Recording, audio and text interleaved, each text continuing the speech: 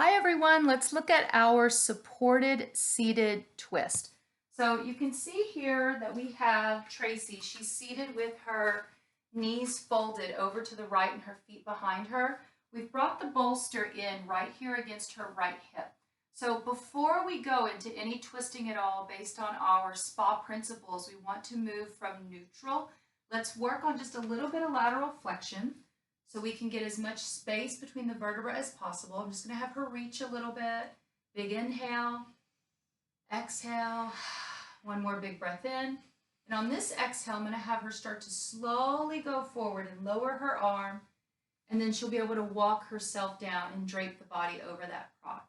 So while she's here, if we're noticing any discomfort in the low back or the hips, we could always put another bolster back here, or even a blanket or some sort of weight over the hip and the back area for a little bit of support.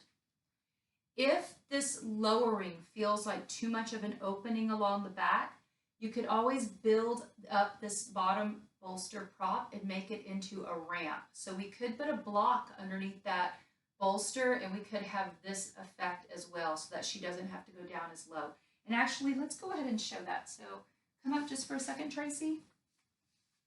We're going to lift this up just one time. And now come around into it. So you can see now that she's not having to lower or open through the side trunk of the body as much in the twist when she has the bolster here to keep the body elevated.